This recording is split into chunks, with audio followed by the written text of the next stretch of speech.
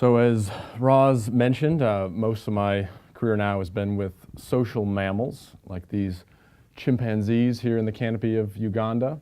But I feel the need to kind of lay a foundation of how I've used photography as a research tool for discovery. But it begins with the two social mammals that I've known all my life. This is my mom and dad here on their transatlantic sailing journey. That was their honeymoon. They took a sabbatical and went across the Atlantic. And this headline here, "The Argonaut damaged in a Spanish port," is referring to the name of their boat. And they were sleeping in a Spanish port at night, and a metal-hulled fishing boat smashed into the side of their boat and tore a big 4-foot diameter hole in the side of it.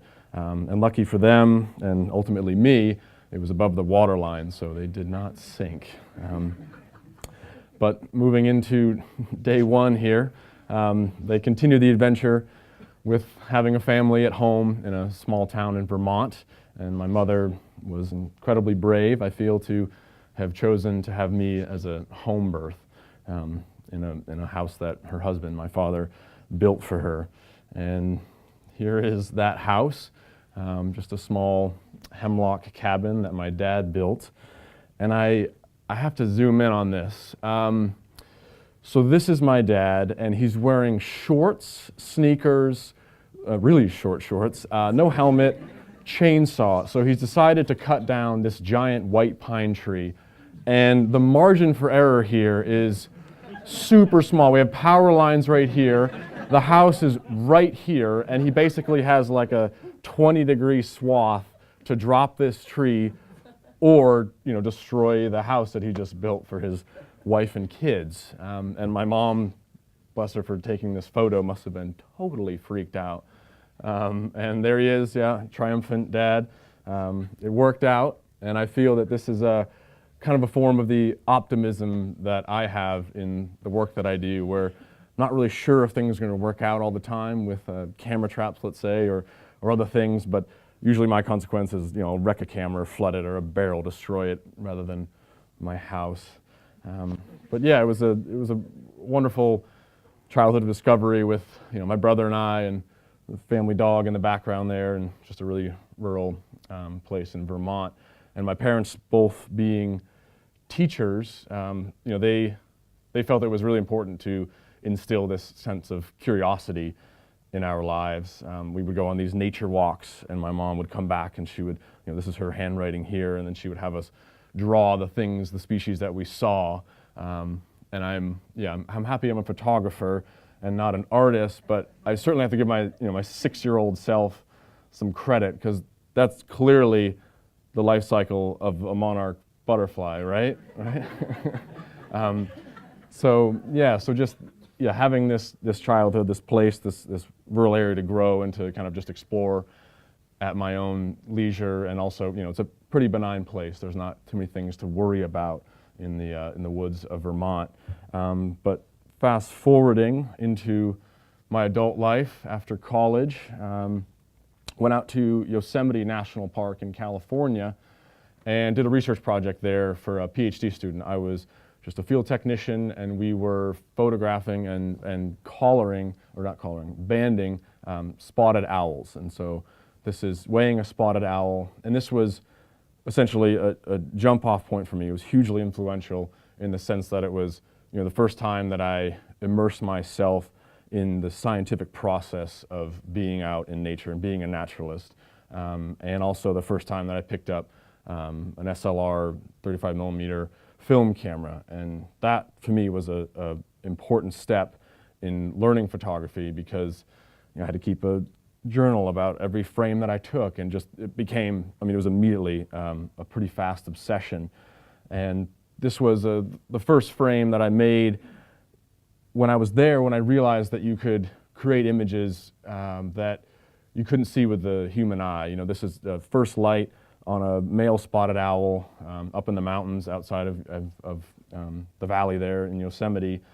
And the naked eye would see all the background clutter and everything, and this is a way of just spotlighting it with the first light. And of course I obsessed for a month before I actually could see the image, whether or not everything was exposed properly, they were in focus, and yeah, so this was kind of one of those kind of images that was a transition period for me that really got me excited about the possibility of photography and portraying the natural world. And from there, continued as a field biologist living in Montana. Moved there in 2008 and did field surveys all across Montana for the small critters, amphibians and reptiles. This is a spadefoot toad, super small, just little frog-like toad that is burrowing down into the sand. This is their defensive behavior. They're called spadefoots because they have these hard pads on their hind feet that they use to burrow into the sandy soil.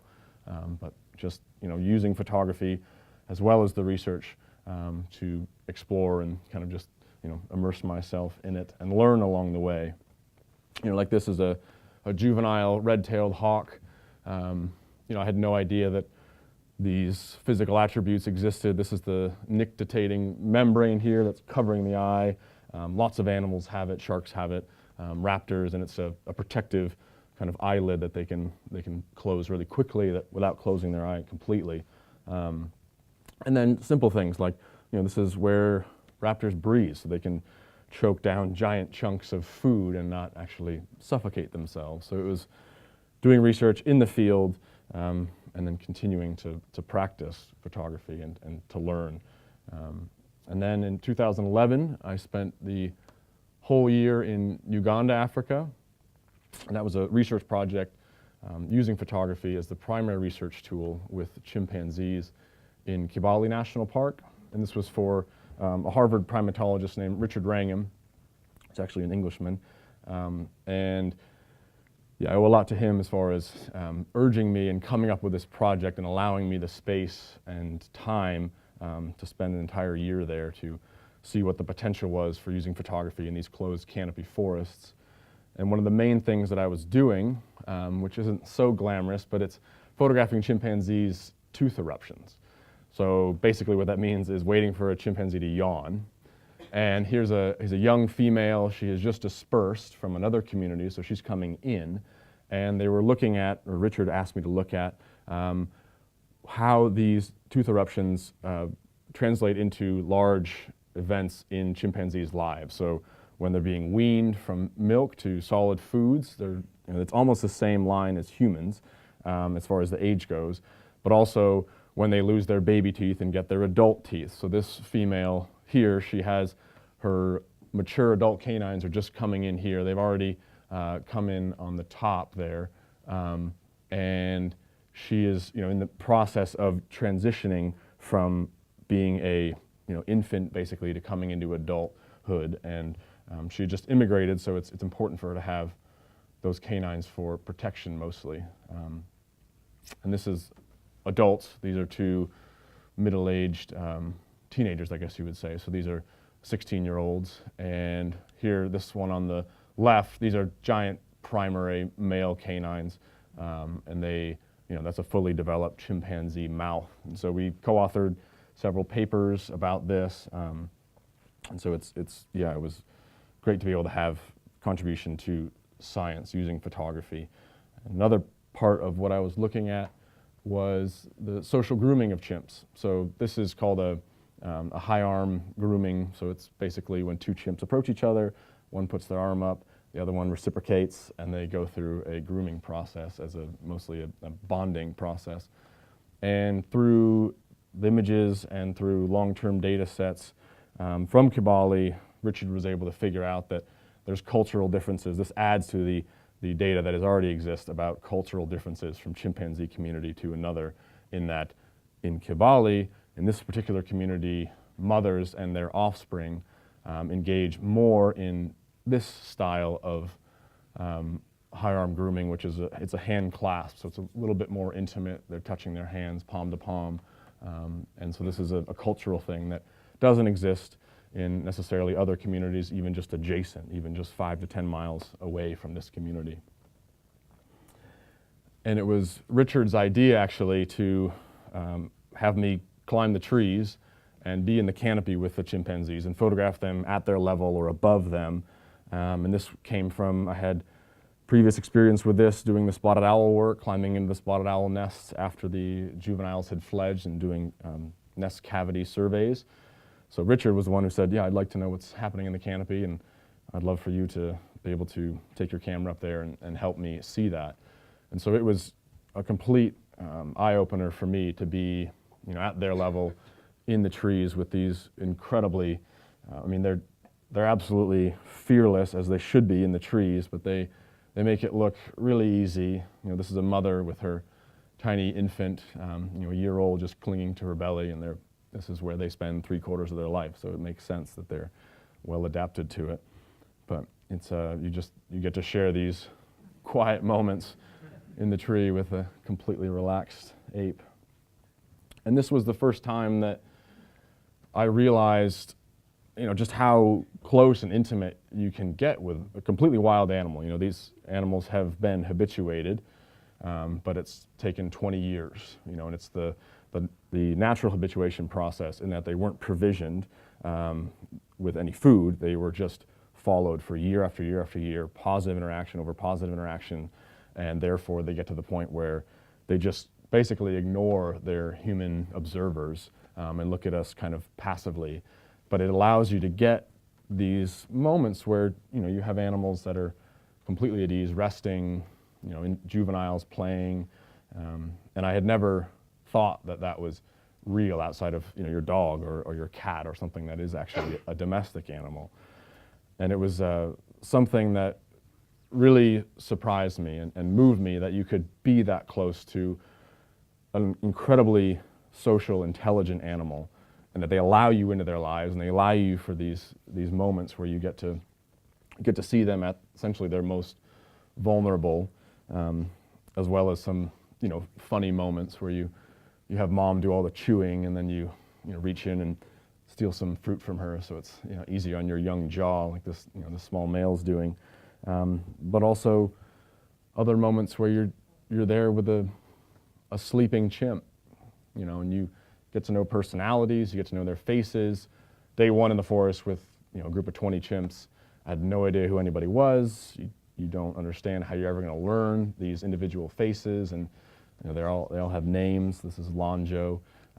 But, you know, over the course of a couple months, it becomes like, you know, humans in an audience, where you actually get to know them as individuals and see them, and you can tell them from, you know, just seeing like a quartering away quick view of them running through the trees. You can say, oh yeah, that's Bud. He's displaying and running through. And also being there for a year, you get to capture moments that only happen a couple times. I only saw them hunting monkeys 3 times. And so this is the first time I saw it. This is the alpha male, Kakama is his name.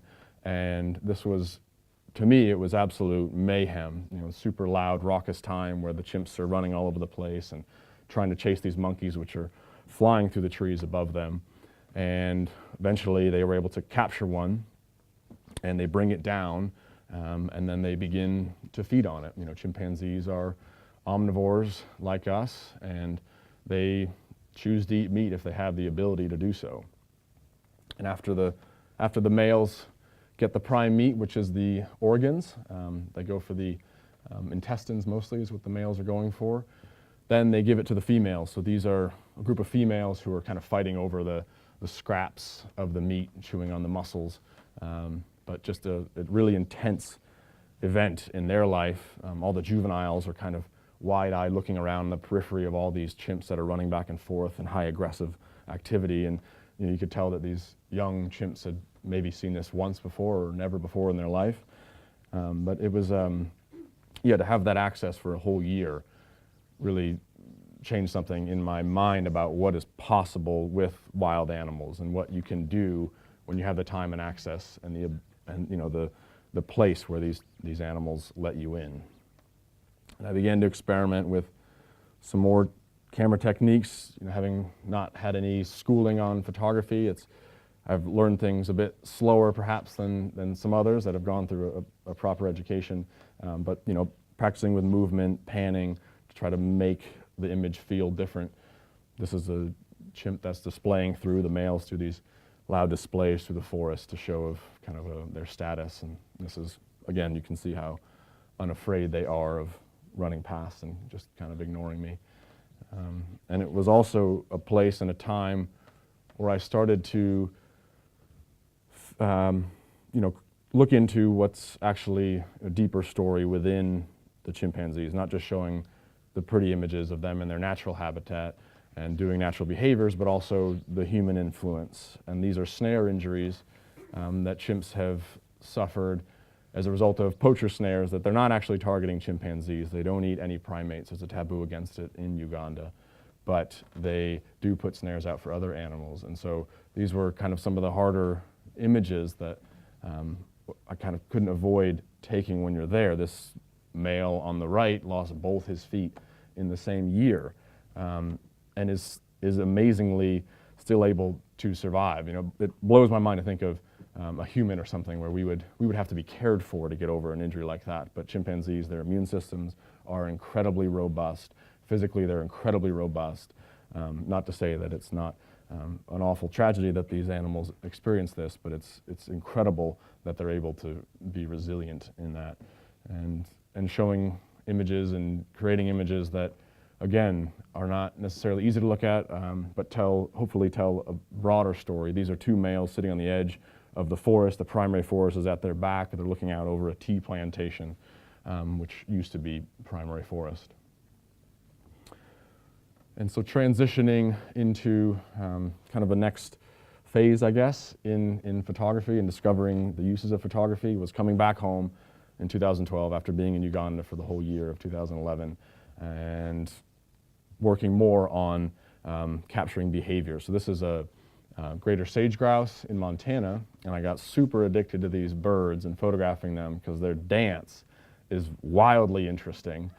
And they're just dinosaurs out there in the morning doing this ridiculous dance where the males kind of strut and pop their air sacs on the chest. And I photographed them for 2 springs and then realized that there's a lot more to this, that video would really help tell the story and bring in and engage people to this bird. I mean, this is just kind of a bizarre image where you're not really sure what this bird is doing, but the video allows you kind of the opportunity to see what these birds are doing. And there was a particular thing that I was really curious about, is this swishing noise right at the start of their display that you'll hear in a second.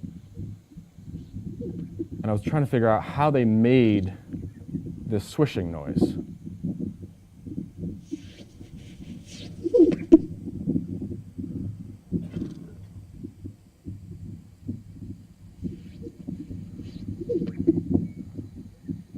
And I realized that slow motion was the best way to do that. And so the next spring, spent like a week's salary on that, and realized that it's their primary feathers that are rubbing across those coarse, white, kind of this big necklace boa that they have on. And that's what's creating that.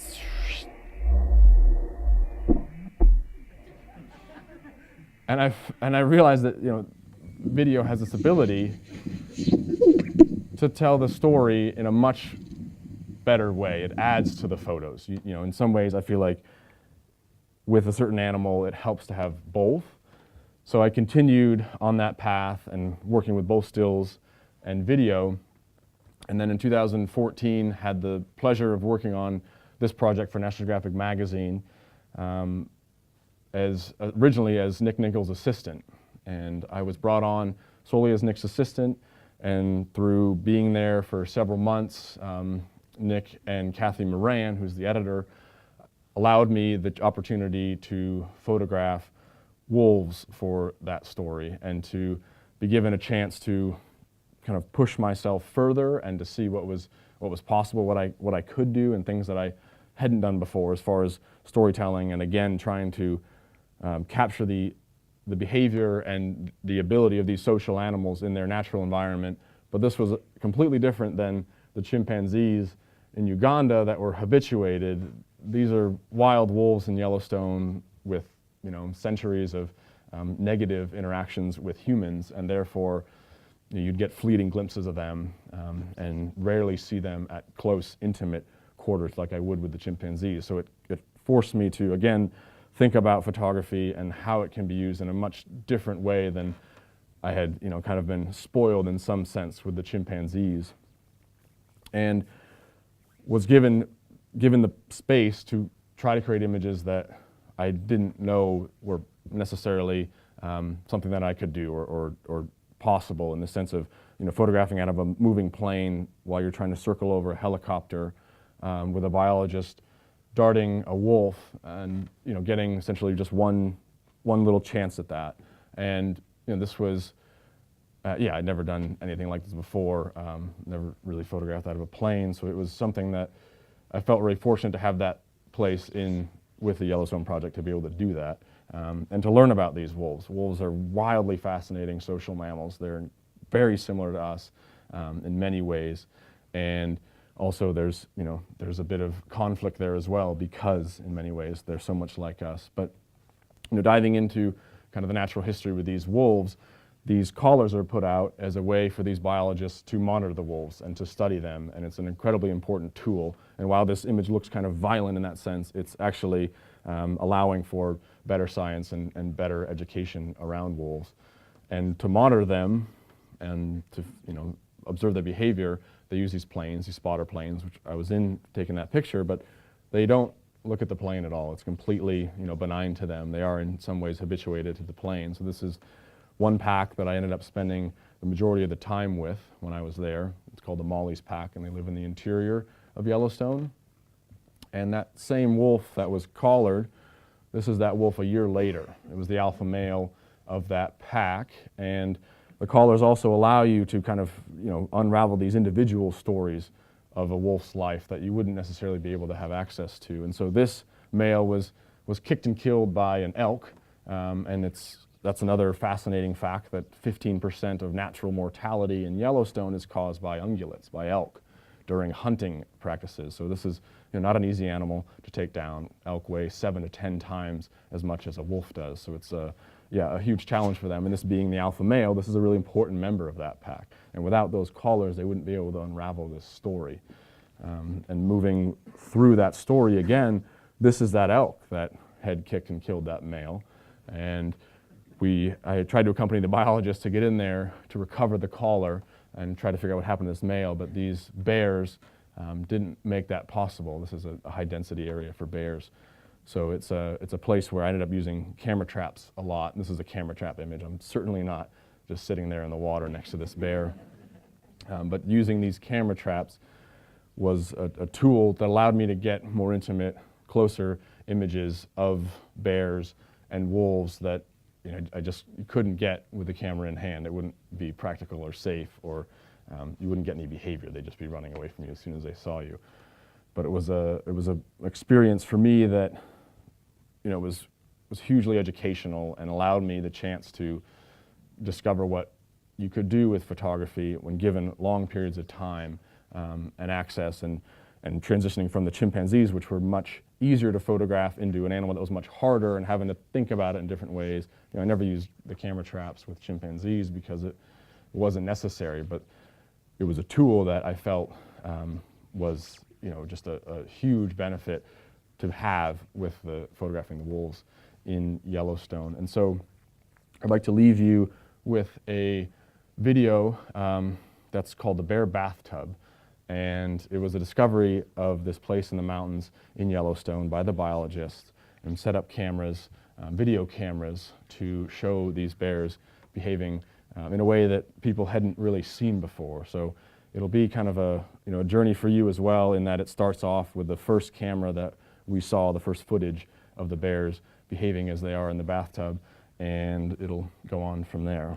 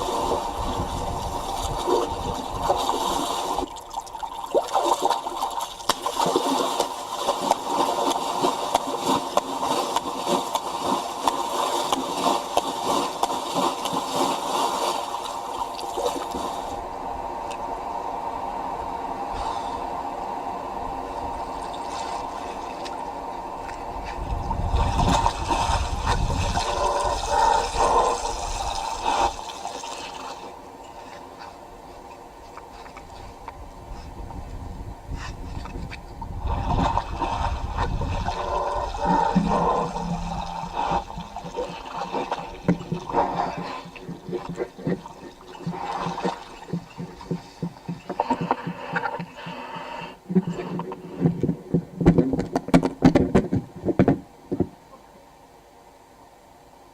for your time, everyone.